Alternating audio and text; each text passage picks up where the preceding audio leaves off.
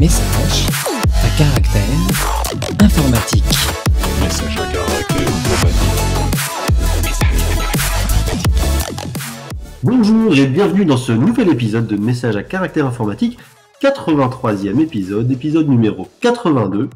Nous sommes toujours le 24 février 2023 et je suis toujours accompagné de gens merveilleux tels que Panda. Un jour, on dira son vrai prénom. Hein. Que fais-tu dans la vie, Panda? Moi, je travaille sur les control planes, surtout des produits à venir chez Clevercloud. On n'en dit pas plus, On on en dira plus bientôt. Olivier, comment vas-tu? Super bien, depuis tout à l'heure, hier, l'autre fois. Ça n'a pas bougé. Et que fais-tu dans la vie, Olivier? Alors, moi, je ne travaille pas chez Clevercloud. Donc, moi, non, je suis chez... Tu es notre invité. Ouais, je suis DevRel chez OVH Cloud et aussi comédien improvisateur sur mes loisirs. Et il y a eu de l'actu récemment côté DevRel, on va en parler. On en parlera après. Et Pierre Zemb. Bonjour à tous. Pierre Zemb dans la vie. Et ben moi, je bosse chez Clever, côté système distribué, base de données. Merci à toi.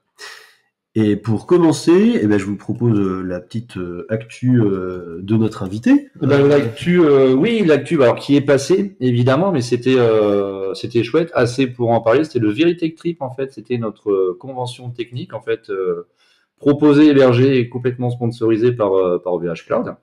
Et avec des conférences qui étaient à la fois proposées aux gens, aux internes de chez OVH, en fait. Et c'était l'occasion extraordinaire, en fait, d'aller exposer leur travail et puis surtout d'aller voir les gens passionnés qui partageaient ça avec l'ensemble des communautés.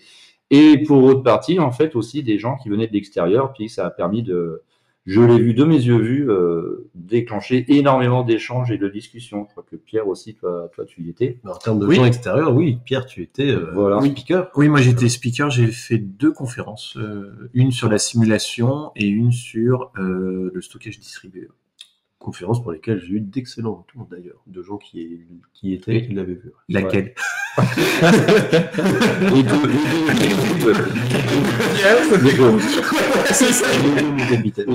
Une par rapport à l'autre, mais les deux. Mais c'est vrai que la simulation, c'est assez peu connu aujourd'hui dans le monde de notre industrie. Le test fonctionnel, le test d'intégration, c'est des choses qui sont assimilées et utilisées professionnellement depuis plus de 10 ans, quoi. Mais la simulation, c'est quand même assez récent. Comment ça? Tu veux dire que personne ne teste de changer 2 disques durs sur un système distribué pour vérifier que ça le détecte bien? D'artificiellement drifter les clocks ou de retirer des paquets. Oui, il y a des choses rigolotes dans ce qu'on fait. Ouais. Mais non, c'est vrai qu'on en a parlé un petit peu dans l'épisode précédent, la simulation. C'est vrai qu'on voit de plus en plus de choses. FoundationDB a inspiré énormément de choses là-dessus. On voit des gens qui arrivent avec des technologies qui vont permettre de simuler des logiciels legacy, entre guillemets, enfin standard. Ça, je pense que ça va bien prendre. Ouais. On en parlera peut-être dans un épisode spécifique, parce que surtout que la techno est un peu cachée dans le marché aujourd'hui. Oui, on pourra peut-être faire un épisode sur ça. Spécial simulation, pourquoi pas. Et je pense que c'est intéressant parce que c'est un signe de maturité, je pense, dans l'industrie. Si tu regardes, le réseau fait ça depuis très longtemps. Je pense à Packet Tracer. Alors, c'est pas de la simulation automatisée avec des scénarios de test, mais par contre de simuler tout l'environnement et de tester des comportements, notamment des comportements de bascule en cas d'incident. C'est fait depuis longtemps. Donc, le fait qu'on intègre ça dans le processus de développement et de correction d'erreurs des systèmes distribués, je pense que ça va dans le bon sens. De toute façon, le replay de la conf sera normalement disponible de mémoire. Et puis, oui. C'était sympa, Veritech Trip. Moi, j'ai bien aimé. C'était à la Villette. C'était à la Villette, ouais. Des sciences. Très, très sympa. Ouais, moi, je trouvais l'accueil bien. C'était sympa. C'était du OVH. C'était simple, bonne franquette, mais en même temps efficace. Bonne franquette, il y avait quand même un petit... Non, enfin, je sais pas. Plutôt, non, bonne franquette. Non, bien, façon de parler. Mais pour te dire que, je trouvais que l'accueil était sympa. Les équipes d'OVH étaient, je pense, très présentes sur le pont pour les gens. Ouais, ça, c'était chouette. Tu pouvais parler vraiment à toutes les équipes. Moi, ayant un petit passif de 9 ans d'OVH, quand même, quasi. Du coup, je connaissais beaucoup de têtes et et j'ai du coup vu aussi plein de gens de plein d'univers d'OVH, donc c'était, je pense, bien pour rencontrer les clients dans différents trucs. Peut-être le truc qui m'a manqué, c'est que vous avez assez peu montré le cœur de métier d'OVH. Alors, tu vois, le côté infrastructure. J'aurais adoré un petit conteneur avec tu vois, les racks, les baies ORI, etc. Vraiment sur la partie hardware et matériel. Un petit truc de démo, tu vois, que tu pouvais traverser, par exemple, tu vois, tu traverses un mini data center. Peut-être pas évident à faire. Peut-être en 3D ou en. Non, mais ou alors un petit rack monté avec quelqu'un qui t'explique, tu vois, un peu, voilà, comment ça fonctionne, etc. Moi, je sais comment ça marche, mais je pense que vous sous-estimez l'intérêt qu'ont les gens pour ce qu'ils ne voient pas et ce qu'ils ne connaissent pas. Une chasse au trésor sans VR dans Gravelines. Alors, on pourra parler des choses dont Gravelines est un de nos data centers. Oui, pardon, oui. Je pourrais préciser. Mais écoute, mais c'est un super retour. C'est un super retour. Effectivement, c'est ce que je trouvais passionnant, c'est il y avait tellement de choses à montrer. Il y a eu quand même aussi des limites. Il y a des choses qu'on ne pouvait pas montrer d'un point de vue brevet, d'un point de vue infra, effectivement. Donc il y a eu quand même. C'était pas une journée porte ouverte non plus. Mais non, mais c'est pour ça que tu peux choisir ce que tu montres. Alors que clairement faire une visite de décès c'est un peu délicat. Mais là dans ce format-là, tu vois, je me dis c'est bien, mais il manque le cœur de métier, quoi. Oui, non, c'est vrai. En plus, on a. Il y a David Bozek, on peut en parler. David Bozek qui est un Brestois aussi, qui lui travaille justement côté industrie et qui fait des cartes électroniques et des PCB pour du SmartNIC et faire les baselines de connexion du bar métal. Donc, il a fait une conf en expliquant ce qu'il faisait et je crois que la conf c'était qu'est-ce que ça fait d'être électronicien parmi les informaticiens ou quelque chose comme ça. Ouais. Et très bon ce qu'il fait, c'est très intéressant et ça montre un peu, tu vois, le côté un peu backstage du truc. D'ailleurs, il y a eu une très très bonne vidéo de Linus Tech Tip où ils sont allés visiter OVH certains DC, etc. Et ils en font une vidéo assez ludique, bien montée, assez efficace sur le cœur de métier. Et j'invite tout le monde à aller la voir parce que on va mettre le lien. Ça montre. Moi, je trouve que ça montre l'expertise d'OVH. Oui, c'est pas surtout qu'en fait. Je ne vais pas prendre ma casquette commerciale, mais en fait, par rapport à nos principaux concurrents, on assemble nos machines. En fait, on construit les serveurs. Donc, effectivement, il y a des choses qui sont assez incroyables et tant sur la façon dont c'est refroidi, tout ça. Donc, oui, je comprends. Ouais, et puis ça montre bien entre l'assemblage et le sur-mesure que tu dois faire pour intégrer ça avec le water cooling, etc. T'as les robots qui se plient les tubes, etc. Enfin, c'est très bien fait et je trouve que c'est très méconnu. Les gens ne savent pas comment ça marche derrière. Or, on a un fleuron industriel qui sait faire ça et c'est bien de le montrer. Il y a de la vraie innovation industrielle technique, de la R&D à la mise en prod dans un cycle qui est quand même relativement court. Non, c'est dingue ce qui est fait sur le hardware. Non, mais c'est chouette parce qu'en fait, vous faites mon boulot là, donc c'est pareil, c'est top. Voilà, je peux être plus d'accord. on est très à l'aise. On parlait d'autant qu'on est une région Clever sur OVH, de même que Scaleway d'ailleurs. Mais le but de Clever, c'est de faire aussi la stratégie multi-cloud. On a nos régions en propre avec nos infrastructures. On a des régions sur différents autres cloud providers. Et on est très content de travailler avec OVH, travailler avec Scaleway. Et on aimerait travailler un peu plus avec OVH, mais on travaille beaucoup déjà avec les commerciaux d'OVH sur lesquels on va sur des deals ensemble, parce que via la stack de services de Clever et l'infrastructure d'OVH, en fait, on répond aux enjeux et aux besoins de ces clients-là. C'est la fin de cet épisode. La page de pub était longue. En parlant de pub, mais on peut pas dire, c'est pas biaisé du tout. Non, on va pas parler de pub. Non, mais merci pour ces retours et je vais suivre évidemment. Ce qui est drôle, c'est que on n'avait pas prévu de parler de tout ça. Mais du coup, on va rajouter le lien de Linus Tech Tip. Oui. De pub. Premier sujet du jour. Il y a Google qui a publié son manifeste V3 pour sa plateforme d'extension au sein de Chrome. Et en fait, il y a un blog post de chez AdGuard qui en fait explique comment Mozilla a défend en fait le modèle de privacy des gens, etc. Parce qu'en fait, dans l'évolution du manifeste des extensions, Google essaie de restreindre le nombre de règles que tu peux appliquer dans une extension. Le but est évidemment de limiter les adblocks, parce que la pub, c'est très cher à Google, n'est-ce pas? Et là-dedans, en fait, Mozilla, lui, s'est inspiré du manifeste V3 pour être, entre guillemets, en compatibilité maximale là-dessus, mais en enlevant, en fait, tout ce qui était too much privacy, etc., et que Google ne voulait pas. Et du coup, ben, le titre de l'article, enfin non, pas le titre, c'est la conclusion de l'article, elle est encore une fois un peu grinçante, mais tu vois, c'est Google disappoints, Mozilla saves the day. Et en fait, merci Mozilla, quoi, de défendre un peu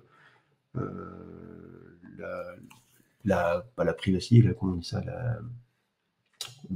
si, la privacy, mais le fait que les gens puissent, c'est même pas de valeur, mais, enfin, si, c'est un peu des valeurs, mais c'est le côté, tu vois, vie privée, quoi, la vie privée des gens, et si tu veux un adblock, t'es légitime à vouloir un adblock, en fait, et ça, c'est gênant, parce qu'en fait, derrière Google, en fait, le marché entier a commencé à se baser sur du Chromium, que ce soit du Brave, le nouveau Edge, je crois. Enfin, oui. Et du coup, en fait, dans ce truc-là, le mécanisme d'extension, ils deviennent très globaux.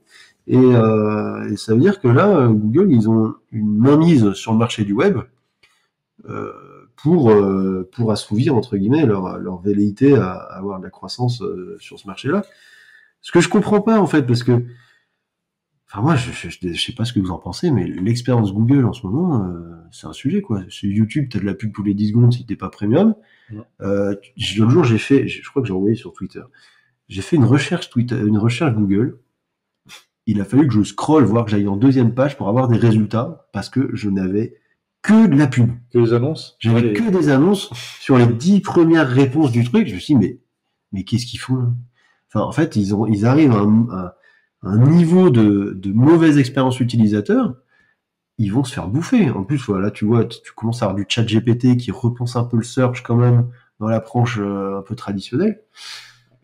Et puis sur le côté Chrome, c'est pas la première fois qu'ils servent de leur part de marché browser pour essayer de gagner de l'avantage vis-à-vis des autres. On se rappelle de, je sais plus exactement quelle pièce de technologie c'était, mais c'était en gros ils avaient fait un choix technologique dans Gmail qui était pas optimal. Et en fait, ils ont poussé via leur part de marché dans le W3C le fait que tout le monde allait devoir l'utiliser pour ne pas être en retard sur les concurrents. J'essaierai de retrouver une histoire de Web Component. Ouais, je sais pas si c'était du Web Component ou je sais plus, mais en tout cas, ils étaient ou de container, je sais plus ce que c'était. Mais donc, c'est pas des pratiques qui sont acceptables si on veut un marché à peu près équilibré. Et du coup, chapeau à Mozilla de protéger ça, en fait. Google a du mal à innover en ce moment, je trouve, quand même, sur plein de sujets, hein, même en tech. Pour le coup, je trouve que ça bouge beaucoup moins en ce moment. Il y a eu une époque où c'était la folie. Hein. Quand tu discutes avec les Googlers, enfin les anciens Googlers, etc. Avant, c'était une bonne ingénieur, ils avaient plein d'idées, ils testaient plein de choses. Alors c'est aussi pour ça qu'ils butaient plein de choses. Mais à la limite, c'est de l'expérimentation.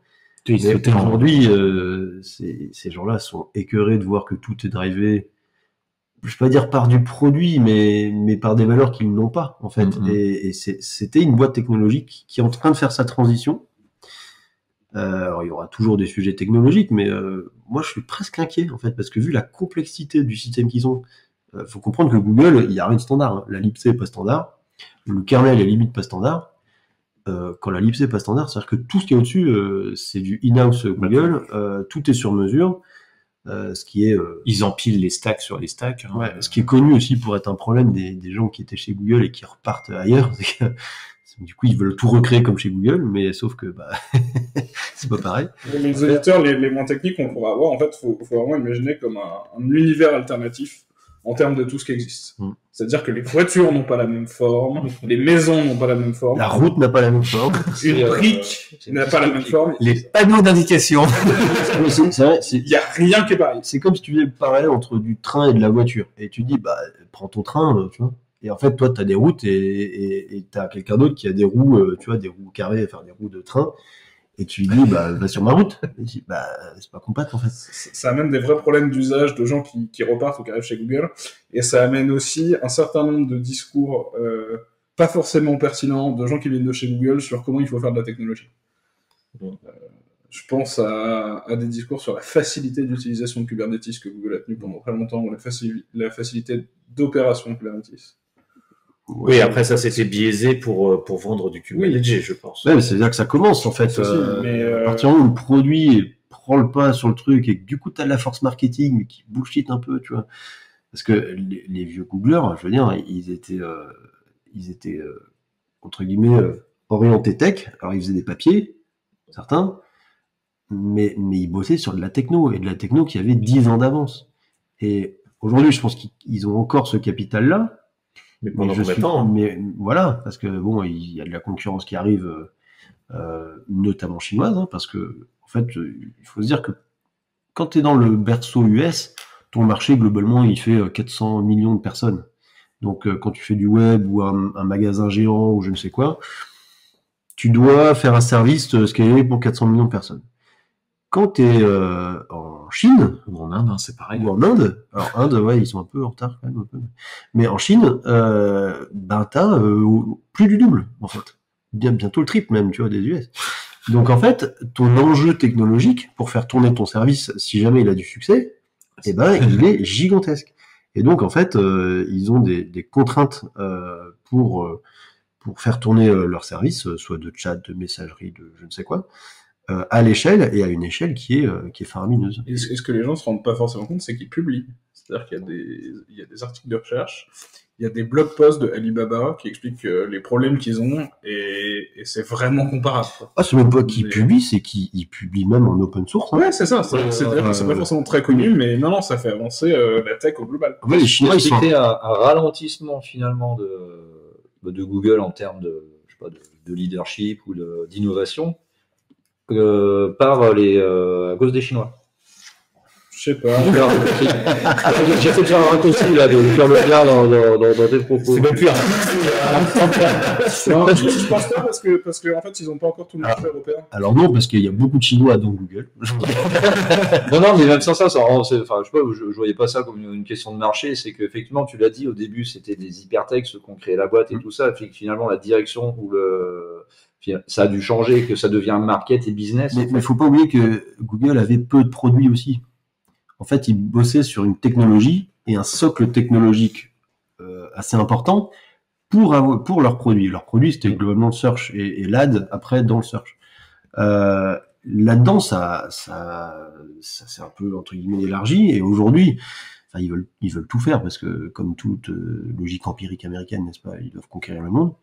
Mais du coup, ils vont faire le collaboratif entreprise, ils vont aller faire La voiture. la voiture, ils veulent faire la YouTube, machin. Apple Pay quoi.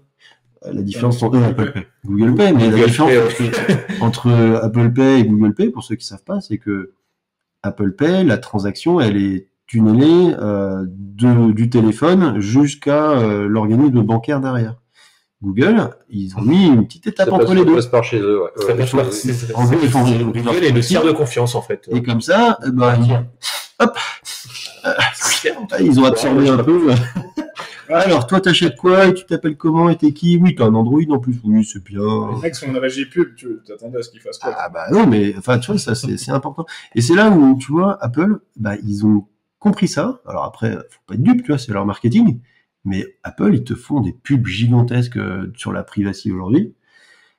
Et alors, ils n'ont pas tort. C'est-à-dire qu'en fait, c'est un vrai différenciant aujourd'hui. Ouais. C'est Apple, ils veulent te vendre du matos. Ils te vendent pas le soft qui est dedans. Tu t'as jamais payé iOS en fait. Il a toujours été gratuit. Et donc, ils te vendent le matos. Et regarde les derniers trucs Apple. Alors, t'as du M1, t'as ce genre de trucs. Et ils vont loin là-dedans. Après, je te dis pas qu'il n'y a pas un marketing sur, tu vois, le son, les trucs, les AirPods. Enfin, je te dis pas que tout est nickel, mais leur métier, c'est de vendre ça. Et ça se voit dans l'implème, dans les services. Tu vois, enfin, quand tu ouais, dans l'intégration, ouais, ça marche bien. quand tu fais du iCloud, quand tu fais du CloudKit, CloudKit, enfin nous on suit ça un peu de près. En fait, derrière t'es multi-tenant, donc t'es isolé en fait dans les tenants. Chez Google, je suis prêt à te parier qu'il n'y a pas d'isolation en fait. Tout est à plat dans un truc entre guillemets multi-tenant, mais qui te permet de bien mélanger les données, bien faire un MapReduce dessus et te sortir les projections pour les ads qui vont bien. Tu vois. Donc non, c'est une vraie diff, mais moi je vois un déclin d'expérience utilisateur gigantesque chez Google là, et je sais pas où ils vont aller.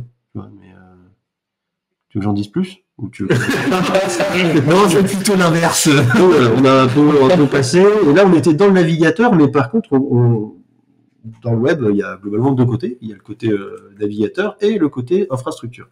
Et côté infrastructure, il y a un CVE qui est sorti sur HAProxy il y a quelques temps et qui permettait globalement de faire ce qu'on appelle du smuggling, c'est-à-dire dans deux requêtes qu'on envoie, faire en sorte qu'une partie de la requête aille sur le mauvais serveur et d'exploiter en fait via une requête illégitime une requête qui irait abuser d'un service sur un autre back-end derrière, etc. En réalité, l'impact est quand même pas foufou, je crois, parce que j'ai regardé, je crois que c'est sur du HTTP1, non TLS, enfin bon, comme sur un truc qui aujourd'hui est pas si foufou. Il y a relativement peu de CVE en plus qui concernent HAProxy, c'est quand même un logiciel assez qualitatif. Mais voilà, ça arrive assez peu pour le dire, ce qui veut dire que selon votre cas d'usage, mettez à jour, sauf si vous utilisez Clever Cloud, on l'a fait pour vous. Ça date du 14 février en plus, cette petite CVE. J'imagine les amis qui ont passé une bonne Saint-Valentin. Et puisqu'on est sur HAProxy, il y a une issue qui est rigolote sur le HTTP3, où en fait Willy Tarot, à un moment donné, explique en fait la situation avec OpenSSL. Willy Tarot, c'est globalement le créateur de HAProxy et ça reste je vais pas dire le tech lead, mais le leader, le core lead, le charismatique, et on lui fait un gros coucou parce que c'est quelqu'un de très bien sur HAProxy. Et du coup, HAProxy, pour intégrer HTTP3, a besoin d'avoir une implémentation de Quick et donc d'avoir la gestion du TLS via Quick. Sauf que OpenSSL qu'ils utilisent vient de leur dire oui, mais nous on n'est pas intéressés pour avoir implémenté l'API de Quick, donc débrouillez-vous. Démerdez-vous. Et surtout avec une gestion de projet où globalement ils bossent ensemble, le truc se passe bien, puis en fait dans un comité privé les PR se font dropper. Et en fait le commentaire de Willy Tarot est assez acerbe où il dit globalement que là OpenSSL ils sont en train de tout faire pour tuer leurs produits. Ils arrivent sur la fin quand même. Ouais, mais bon. Tu peux accompagner aussi l'industrie, tu vois, et là... Ouais, c'est ça. Mais je veux dire, heureusement, on commence à avoir des alternatives. Rust TLS commence à supporter beaucoup de choses, quoi. Mmh. Donc, voilà, t'as OFSSL, t'en as quelques autres. Est-ce qu'il serait pas temps de arrêter le switch, tu vois. Après, t'as des implémentations TLS qui, dans leurs API, sont plus ou moins compatibles entre elles. Mmh. Et t'en as certaines, par exemple, dans l'usage que fait HAProxy, elles sont pas du tout utilisables. RustLS, je sais pas, mais la plus prône à être un remplacement standard, ce serait du Wolf SSL sans doute. RustLS, pour le coup, ils implémentent seulement 2-3 trucs pour simplifier le scope justement, donc c'est pas du tout comparable. C'est facile pour quand tu fais quand tu travailles sur des stacks récentes, tu vois, où tu sais que ton client et ton serveur vont à peu près être récents. T'as plein d'objets IoT. Ouais, là, on est dans l'implémentation, tu vois. Donc, t'es pas obligé d'avoir une implémentation SSL pour supporter tous tes protocoles. Là, c'est vrai. Donc ça peut vouloir le coup de se poser la question. Et si les mecs veulent pas supporter Quick, c'est peut-être le moment de bouger. Hein. Après, c'est pas des petits. C'est pas gratuit. Hein, mais, même pour une boîte comme HAProxy, je pense que c'est pas gratuit du tout. C'est pas gratuit, mais enfin, c'est pas gratuit non plus le temps où tu passes ta vie à patcher des CVE parce que OpenSSL est trouvé, tu vois. Il y a quand même un passif. Genre de faille OpenSSL. Surtout si te limite, si c'est limitant au point de te sortir du. Tes implèmes obligatoires. De l'implème standard du marché. Standard, hein. Alors, puisqu'on parle d'implème standard, d'ailleurs, dans cette même issue, il y a un truc qui est rigolo, c'est qu'au début, t'as des gens qui disent pourquoi c'est pas dispo, regarde dans Wikipédia. Dans Wikipédia, c'est écrit HTTP3, etc. Et en fait, Willy Tarot, il a mis un petit commentaire en disant je rappelle quand même que Wikipédia, c'est pas l'IETF. Hein. Et c'est pas parce que t'as HTTP3 qui est décrit dans Wikipédia parce que Google a fait un blog post dessus que la spec est normée. Et en fait, tant que la spec n'est pas arrêtée par le working group IETF, et ben ça peut bouger. C'est un brouillon. Ouais, c'est un brouillon. Et en vrai, tu mets pas un brouillon en prod, quoi. Donc, il y a des gens qui m'ont fait des problèmes, quoi. Attends, Olivier, tu voulais nous dire quelque chose? En VH, tu sais que ça fait que 1 an et que je suis très très vieux, donc j'ai une expérience avant. Mais non. Ou alors tu veux dire que tu mets plus en prod. Déjà, il y a beaucoup moins d'incidents depuis que j'y touche.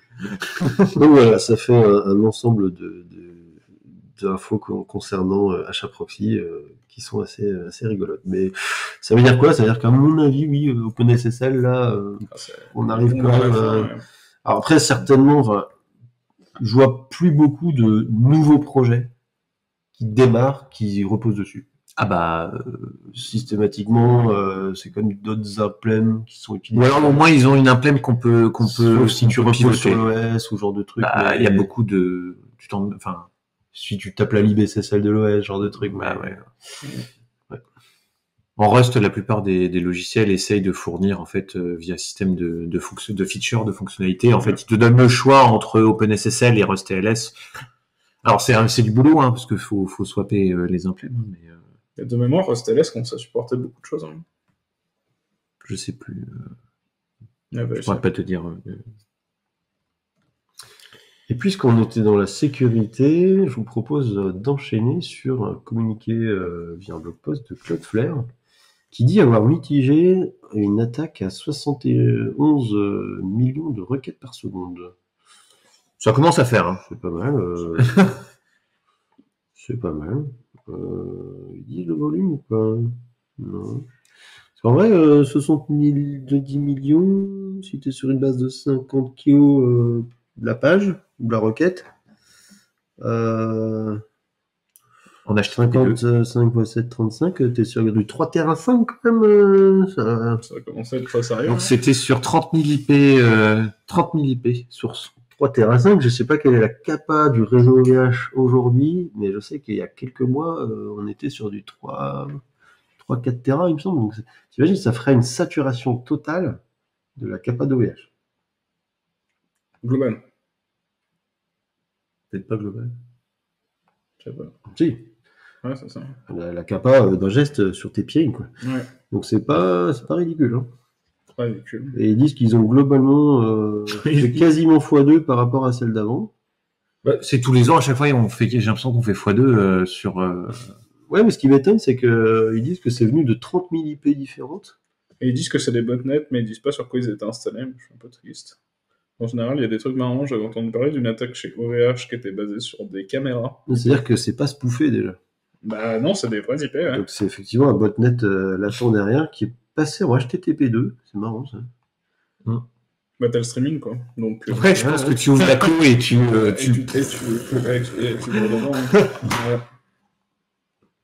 Bon. Après, bravo à ceux qui étaient d'astreinte chez Cloudflare parce que ça a dû bien sonner quand même. Février aussi, sans doute. Il y a un truc que je trouve très intéressant sur le placement de Cloudflare, c'est qu'en fait, ils voient ce qui se passe sur Internet. Et ils voient ce qui se passe sur Internet, parce qu'ils sont globalement au milieu. C'est un sacré acteur, ouais. C'est ça, et du coup, ils font leur...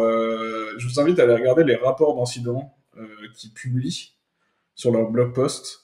Le dernier en date avant celui-là qui était super intéressant, c'est quand Facebook a foré ses DNS. Et du coup, les gars se retrouvent avec l'astreinte qui sonne parce qu'ils ne résolvent plus Facebook. Et du point de vue de Cloudflare, c'est un problème parce qu'en fait, ils font cache DNS pour des centaines de milliers, voire de millions de personnes. Et du coup, ils se disent, on a dû faire quelque chose, c'est Facebook. Ils prennent 20 minutes en Crisis Room à faire le tour du truc, et à la fin, ils arrivent à la conclusion qu'en fait... Non, c'est Facebook qui a raison. J'ai glissé, chef. Du coup, ça paraît pas... Moi, j'imagine bien la situation des gars qui sont dans ce classe, c'est que t'essaies d'aller au truc le plus probable, en fait, dans la façon dont tu traites tes incidents. Et du coup, c'est pas du tout le premier truc que tu dis Facebook est tombé. Et c'est assez improbable. Et du coup, ils ont fait un rapport d'incident sur ce truc-là, avec leurs mesures, leurs observations et tout. Et en termes de lessons learned et d'expérience sur ce qui se passe sur Internet à grande échelle, je pense que c'est super important d'aller lire ces trucs-là. Ça donne plein d'éléments de contexte pour comprendre comment marche. Est-ce que la badgeuse est encore exposée à Internet? On pourrait leur faire une petite blague. D'ailleurs, je crois que Facebook pas trop apprécié. Pour clôturer sur ce sujet, en fait, l'origine de ce DDoS, en fait, c'est sur l'évolution du ransomware. T'as le ransomware qui vient quelque part chiffrer, bloquer des choses, et t'as le rançon, la recherche de rançon en DDoS attaque, dont le but c'est en fait de te noyer complètement applicativement, avec souvent un pass web qui te dit paye-moi ça ou je continue de t'attaquer, et tu prends des tonnes et des tonnes de requêtes comme ça. Et en fait là ils en prennent quand même une augmentation de 80% année sur année. En fait, c'est dur à brasser. Donc, alors c'est pas, moi je trouve pas. Je pense qu'elle a été bien mitigée comme je pense. Non, mais oui, mais pour des acteurs comme OVH ou comme Cloudflare, ça se fait. Ou Clever. Ou Clever, ça se fait. Mais il y a plein de plus petits, tu vois, pour qui c'est compliqué. Et en fait, là où je dis que c'est pas facile à adresser, c'est dans le sens que le seul moyen que tu as d'éviter une attaque DDoS, c'est de filtrer le trafic. Si tu fermes tes connexions, deny de service, ils ont gagné. Si tu laisses le trafic rentrer, tu ne réponds plus, ils ont gagné. Et du coup, ça te met dans une situation où si t'as pas la capacité de filtrage, le jour où ça t'arrive, t'es mort. Oui, d'où l'idée de mitiger, parce qu'en fait, bloquer un truc comme ça, bon là, quand même 3 Tera, le problème c'est que si t'as pas la capa de prendre l'attaque, en fait, ça va bloquer avant que l'attaque n'arrive, ça va bloquer sur tes partenaires, sur tes points de peering, donc tu peux même pas aller nettoyer le flux HTTP, parce qu'en fait, tu le reçois même pas. Donc, sur ces volumes-là, c'est quand même pas évident. Mais sur de la plus petite attaque, nettoyer du HTTP, ça se fait pas si mal que ça. Après, ça demande de l'investissement parce qu'ils sont tous les 6-8 mois. Je pense qu'ils reçoivent. On peut prendre les paris. Dans combien de temps il y aura une attaque qui sera une fois et demie. Hein. Et puis souvent, en fait, sur de l'attaque volumétrique comme ça. C'est souvent de l'attaque assez bas niveau en fait. C'est du TCP, tentative de connexion. Voilà, c'est HTTP 2. Hein. Bah là, c'est un peu plus évolué. Hein. C'est ce que je dis. Ils ont enlevé un peu. La difficulté et aussi dans le fait que le modèle de menace il change pas mal. Il change de niveau d'attaque, il change de pattern. On se rappelle du TCP SYNAC qu'ils ont utilisé pendant un moment. Après, ils ont changé, ils sont partis sur du HTTP. Et du coup, ça rend l'intégration de systèmes industriels capables de process ces bandes passantes là pas facile. Donc vrai sujet, encore une fois, bravo à Cloudflare de publier ces trucs-là et d'être aussi précis avec les records, etc. Super intéressant. Allez voir le lien et faites un tour via leurs autres rapports d'incidents. À chaque fois, c'est enrichissant, on apprend. Est-ce que ça aurait été pareil avec un Mac M3?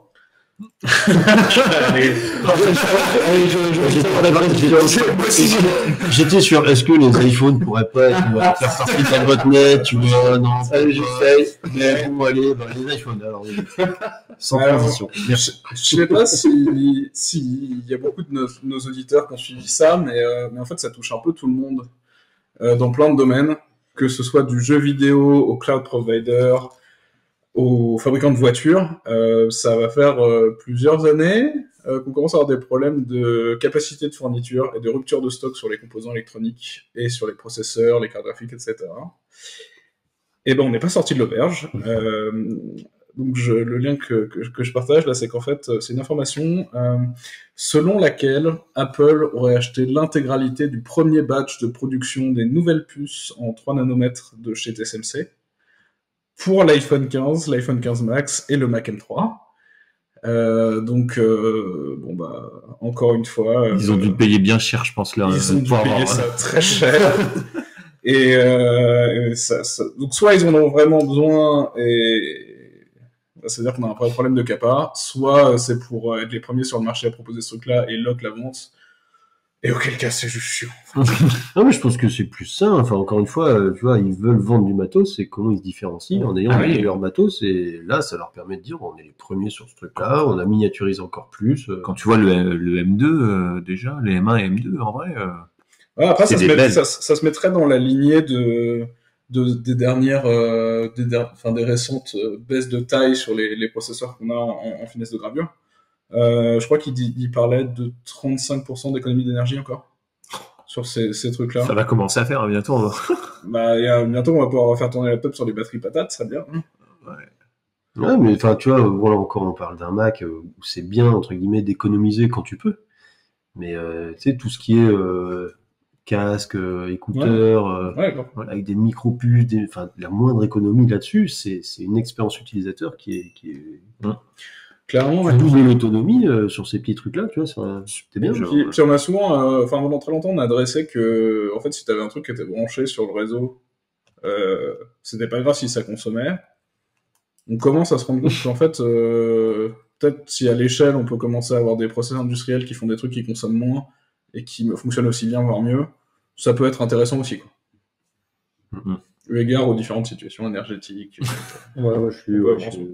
J'ai des problèmes en fait avec ça en fait dès que ça touche au portable, dès que ça touche au matos en fait sur l'empreinte éco, j'ai des soucis avec ça.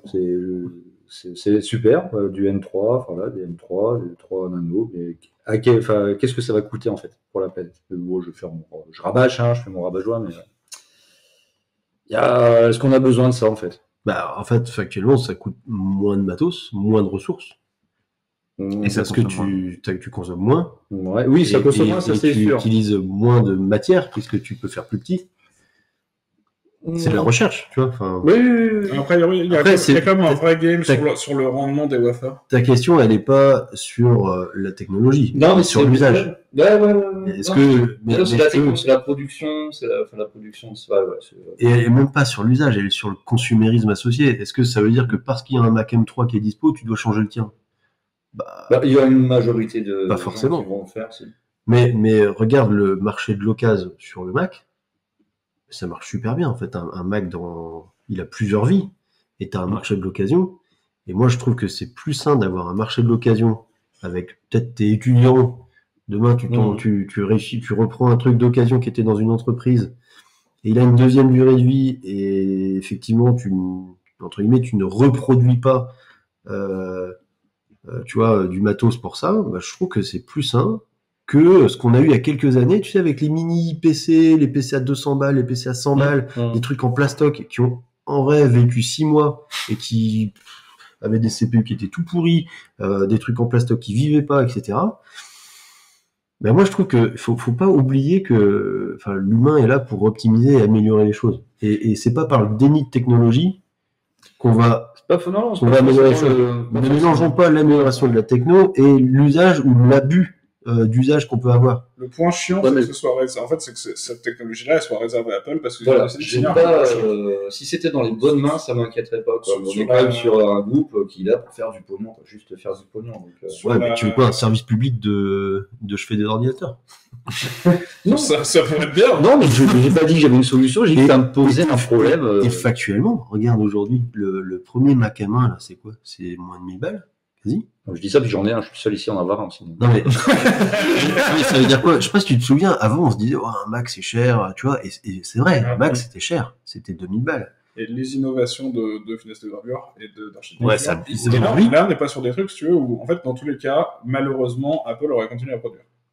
Le fait qu'ils produisent avec des technologies qui sont mieux, avec des meilleures finesses de gravure, ça veut dire qu'avec moins de matériaux et moins d'énergie, ils font des trucs équivalents. Et ils gagnent le process industriel va quand même dans le bon sens. Et du coup, le parc est renouvelé, du coup, ça crée de l'occasion. Je défends pas la plateforme en soi. Moi, je suis pas sur un. Après, le prochain batch, tout le monde n'a pas du 3 nano. Mais oui, là. J'ai le choix. J'ai le choix. Et je suis pas sur un match. Je suis sur un Tuxedo, assembleur européen. Voilà, je me suis mis là-dedans.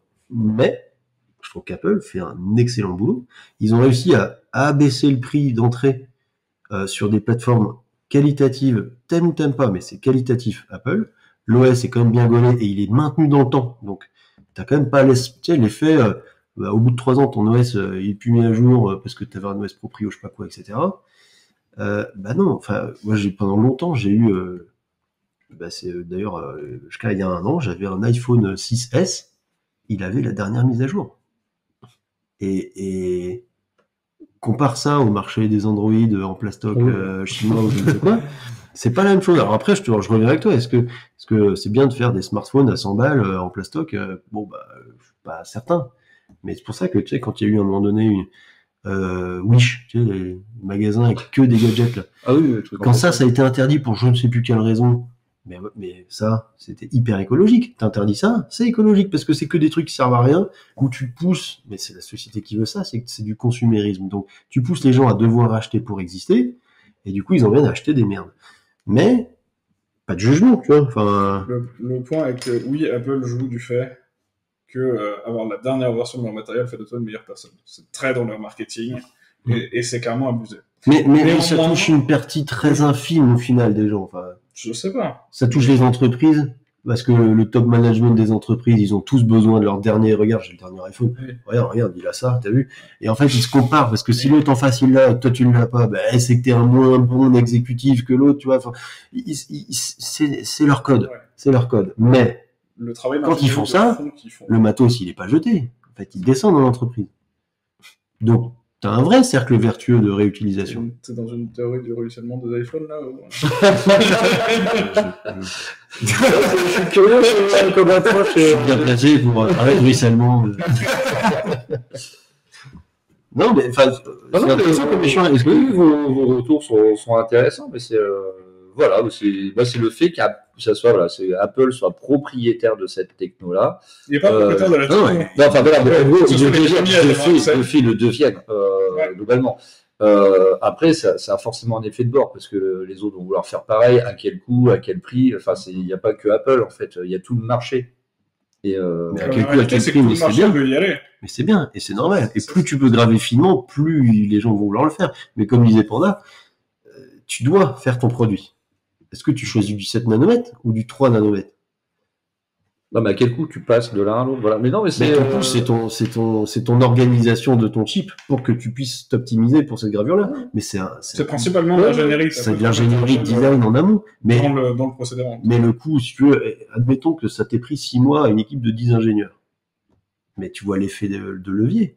C'est que dans la production je sais pas, mettons d'un iPhone 15, l'impact d'un iPhone 15 aujourd'hui sur la Terre, contre une équipe de Digus, sans doute très bien payée, qui ont fait de l'ingénierie de ce truc-là. Après, tu as ta même équipe d'ingénierie super rentable qui va te sortir le 2 nano et on va faire remplacer tous les iPhone 15 par des iPhone 17, 18 et on est reparti pour un tour. Parce que c'est pas que le... Enfin, voilà.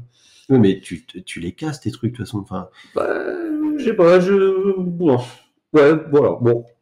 J'attends de voir. J'attends pas de changer pour changer. Tu vois, c'est ça le truc, c'est qu'eux ils sont quand même là. Enfin, ça va changer pour changer. Je vais prendre mon exemple. Là, jusqu'à il y a quelques semaines, j'avais un iPhone 11. Plus qu'un 6. Non, quand je suis arrivé avec les mains, j'ai récupéré un iPhone 11. C'était l'ancien de Quentin. C'était large assez pour moi, c'était très bien. Et tu vois, en arrivant, j'ai besoin d'un téléphone. Ça a permis à Quentin de prendre le dernier truc qui brille parce que comme ça, quand il est sur une réunion, il a le truc qui brille, il est content. Les autres l'estiment parce que, tu vois, c'est dans leur code. Je vous laisserai. Mais tu vois, et là, on s'est dit, ce serait bien qu'on en ait un de spare, juste un, tu vois, au niveau de la boîte, en se disant que si on a besoin d'un truc vite, on peut l'avoir. Ok, moi j'ai eu une opportunité de prendre le nouveau, mais tu vois, j'étais pas poussé par il me faut le dernier absolument, et je m'en fiche. Non, effectivement, ce qu'il faut se méfier, c'est les pratiques du style obsolescence programmée de logiciels, etc., où Apple a déjà essayé, s'est fait bugler. Ouais. Et ça, il faut être vigilant et pas le laisser passer, mais tant que tu as du matériel qui marche et qui peut être utilisé en occasion et qui continue de faire son travail, c'est ok. Et le fait d'avoir de l'ingénierie et du produit de qualité, du matériel de qualité, t'emmène plutôt dans ce sens-là. Ça, d'accord. C'est un effet. Mais pour moi, Apple, c'est pas des bienfaiteurs, Non. bienfaiteurs de l'humanité et de. Non, mais c'est pas ce qu'on dit. Hein. Voilà, là, ça peut s'accorder sur cet Ils sont argument-là. plus équilibrés que les autres. Mais ce qu'on dit, c'est que quitte à vendre du matos, autant que ce soit du matos qui vive bien et dans le temps. C'est pas pour ça que non, Apple est écolo par essence. Non, voilà, notre c'est discours. business, on sait aussi. Mais on La dit juste réutilisation que- de matériel, c'est écologique, mais là, j'ai le encore premier un- ressort, c'est le business. Tu vois, j'ai encore un MacBook à la maison, c'est un de 2015, un mid 2015. Je viens de changer la batterie là, parce que bon, l'autre elle avait gonflé quand même. Mais le truc il a 10 ans, tu vois. 10 ans, mesurons l'impact dans le temps du matos et effectivement, voyons à l'échelle quelle est, tu vois, la soutenabilité de ce modèle-là. Ça, j'en sais rien, j'ai pas vu d'études là-dessus. Mais c'est pas inintéressant. Et puisqu'on parle de performance, n'est-ce pas? Pierre, tu as une histoire à nous raconter. Oui, c'est un blog post que j'ai trouvé sur Medium d'un ingénieur de chez... Alors attends, j'étais pas prêt, j'étais dans la discussion. La transition trop rapide. La transition peut trop rapide. Tac, tac, tac. Oui, qui travaille cette personne-là. Birdie. C'est un développeur chez Birdie qui travaille côté back-end et il avait en fait une application qui de temps en temps mettait au lieu de mettre quelques microsecondes, ça mettait 28 secondes à répondre.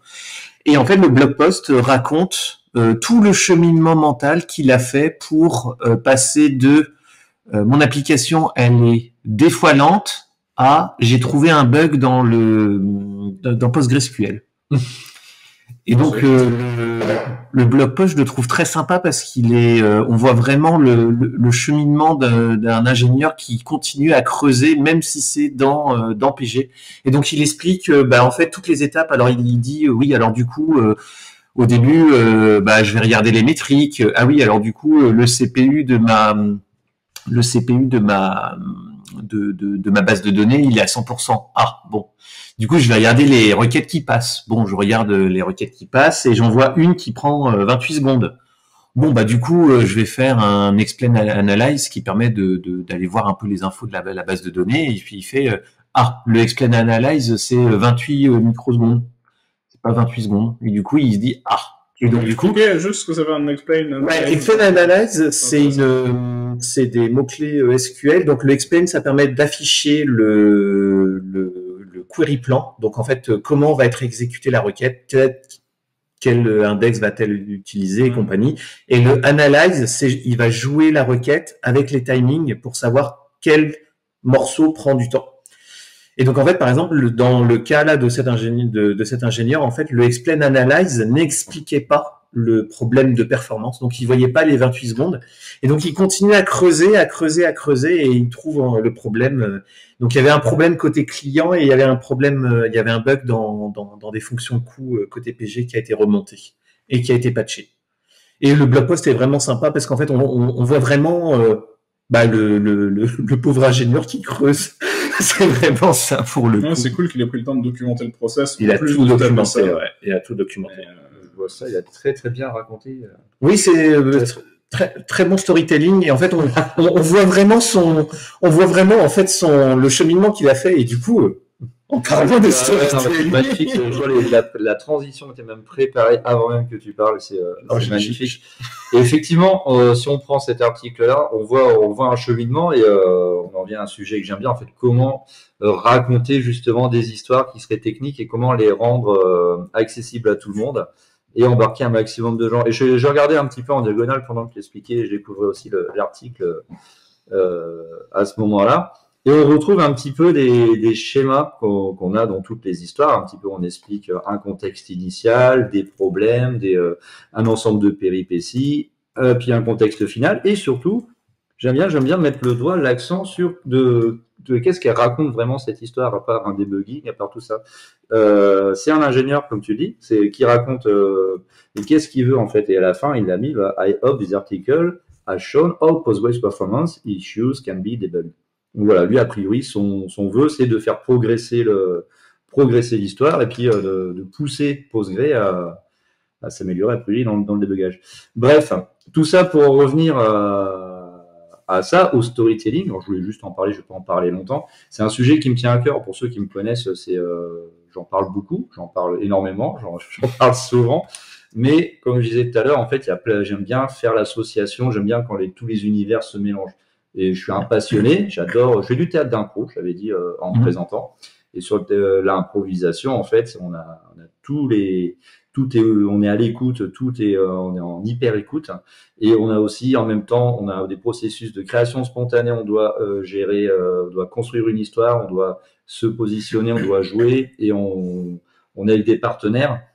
Et tout ça, c'est passionnant et on peut l'utiliser. J'en prends des outils et je me suis rendu compte qu'au travail, dans mon quotidien, même avec mes interactions, soit avec des collègues ou que je sois dans des conférences ou voire même en train de donner une conférence, j'ai énormément d'outils à disposition qui me permettent toujours d'essayer de livrer le message de la meilleure des façons possibles à mon public. Et comment? En utilisant juste des choses qu'on connaît depuis la nuit des temps, c'est en fait l'histoire. Comment raconter une histoire? Et finalement, ce que j'explique assez souvent, c'est on connaît tous les schémas de structure narrative, parce qu'on nous raconte des histoires depuis qu'on est tout petit, on est tous des experts, mais à un moment, quand on commence à raconter une histoire dans ce cadre-là, automatiquement, on rentre en phase avec les gens et ils s'attendent à ce que tu vas dire et du coup, on accroche, ouais. Voilà. Donc voilà, c'était juste pour faire une petite parenthèse là-dessus. Il se trouve que tous ces outils-là que j'essaie de les donner, j'ai mis à disposition en fait à qui veut. Donc autour de moi, ça marche assez bien. Donc ça fait je sais pas, ça fait bizarre, hein, j'ai l'impression de faire de la promo, mais j'ai l'occasion de donner des conférences en fait sur la structure narrative. Donc là, on a le lien, il y aura quelques vidéos aussi sur ce lien-là. Et je suis en train de pousser ça maintenant, de rajouter d'autres outils d'acteurs, de comédiens en fait sur la façon de parler, la façon de se tenir, la façon de communiquer avec un public n'importe lequel, etc., etc. Et que ça soit en vrai, mais aussi par l'écrit, comme on voit là dans ton article, c'était clairement ça. Il y a une structure narrative classique et qui finalement a marqué ton attention et tu l'as restitué de manière simple, intuitive, parce que quand on regarde, c'est un schéma qui est connu. Oui, surtout quand tu débugs ce genre de problème-là et que tu continues à creuser. Ouais, en fait, ce qui est super intéressant dans ce que tu proposes, c'est qu'on a quand même beaucoup de... En fait, on devient très sélectif sur comment on donne notre attention, parce qu'on est très sollicité par plein de choses, par de la pub, Et du coup, quand tu veux que ton discours soit entendu, produire un moyen de transmission de connaissances ou d'informations de qualité, c'est nécessaire. Et on est amené de plus en plus, par ce qu'on fait là, par des conférences, par des blog posts, à essayer de partager de l'information, potentiellement d'intérêt assez général, le mettre dans une forme qui fait en sorte que ce soit agréable aux gens de le lire. C'est ça, et surtout, on est dans des métiers où il y a franchement tellement de sujets de discussion, d'exposition, on pourrait parler de tellement de sujets techniques, enfin il y en a plein, que si tu mets les formes en fait pour la présenter, pour en parler, en boutiquant bien ton histoire, tu peux embarquer des gens qui ne sont pas forcément au fait ou qui vont connaître en fait la techno, mais ils vont trouver l'histoire sympa et du coup tu vas les embarquer quand même. Ah non, c'est bien, ah oui, ça me rappelle des trucs et puis et ça marche. Donc je trouve ça chouette et donc je profite à tous ceux qui veulent des conseils, suivre ça, voilà, de se rapprocher de moi. Et on mettra le lien de tes ressources, évidemment, en description. Et sans transition. Parce que là, l'outil d'épisode. J'ai manqué d'inspiration. Oui, l'outil d'épisode, très sympa. En fait, il y a un truc qui vient d'être mergé dans Podman. Podman, qui est un système pour faire tourner des conteneurs, qui s'appelle Quadlet. Et en fait, Quadlet vient intégrer encore plus Podman avec systemd. Et ce qui permet en fait d'avoir une intégration et pouvoir faire tourner des conteneurs, mais gérés via systemd avec le cycle de vie de systemd, etc. Et en mettant à disposition en fait des templates de unit systemd, ce qui permet d'avoir une intégration native, mais sans réinventer la roue d'un init system, etc. Et je trouve que, tu vois, pour une fois, on se dit, est-ce qu'on peut pas partir de quelque chose qui fonctionne, et au lieu de réinventer la roue une énième fois, construire là-dessus, mais sans réinventer le truc. Et ce qui veut dire que si, j'ai n'importe quoi, mais si demain on se dit, ok, bon, on a besoin de refaire système D, mais en fait, t'as tout cet écosystème qui se construit dessus, qui peut repartir. Et ça, enfin, c'est important. J'avais lu il y a longtemps un article qui s'appelait The Software Disenchantment, où en fait le gars expliquait que on n'a jamais fait des avions plus fiables qu'aujourd'hui, on n'a jamais fait des voitures plus fiables qu'aujourd'hui. Et dans l'IT, ben en fait, tous les 5 ans, on repart quasiment de zéro et on ne progresse pas en tant qu'industrie. Enfin, après, il évoque des problèmes comme quoi on faisait un OS entier en 50 mégas et qu'aujourd'hui le driver de clavier d'Android il fait 160 mégas. Donc ça revient, Olivier, sur, tu vois, l'efficacité énergétique de l'ensemble, parce que 160 mégas, faut le faire tourner dans la mémoire, faut le télécharger, faut le charger, donc même dans l'OS en CPU, ça a du temps. Enfin bon, l'inefficience absolue de ce qu'on peut faire. Là où, encore une fois, iOS est meilleur. Mais, je suis pas militant, c'est juste que ça me fait marrer. Mais du coup, là, le truc, c'est que cet épisode n'est pas sponsorisé. Cet épisode n'est pas sponsorisé. Mais là, je me dis, bah, tu vois, Podman, sans doute qu'il touche à un truc qui est plutôt pas mal, qui est de pouvoir construire sur des bases saines, fiables, tout en améliorant l'expérience utilisateur pour ce qu'on cherche à lui faire faire. Donc voilà, avec un système de génération qui permet du coup de générer des units et d'avoir du templating, etc. Donc ce sera le petit tool, le petit outil du jour. Merci pour le petit peu. Ouais, j'irai tester ça. Ouais, ça Oui, ouais. Bien, ça. Et c'est pas inintéressant. Ça te plaît, non? Ça me plaît bien, ça me parle. Et pour conclure, est-ce qu'on a une musique, une deuxième musique pour conclure? On peut rester dans Stupéflip, hein, mais peut-être des choses à proposer. Alors, du coup, c'est moi qui vais proposer la musique. Allez. Attends. Ouais, non, j'en ai pas préparé. Et je vais proposer le dernier album de Tilacine, dis donc. Non, attends, faut lancer le dé. Ah oui, lance le dé. Il y a un protocole, mais après, ça sera de 1 à 6. De 1 à 6, c'est ta chanson. Voilà, dans le dernier album de Tilacine, Nine Pieces, laquelle on va vous mettre Anatolia, tiens, par exemple. Et il faut la mettre avec un système qui sait bien mettre des basses, et elle est très progressive, très sympa. J'aime beaucoup ce nouvel album de Tilacine. Et sur ce, on vous souhaite donc Une bonne nuit, quelque chose. Merci d'être venu. Merci à vous pour l'invitation. Merci d'avoir partagé ce temps avec nous. On se retrouve au prochain épisode. À bientôt. À très bientôt. Salut.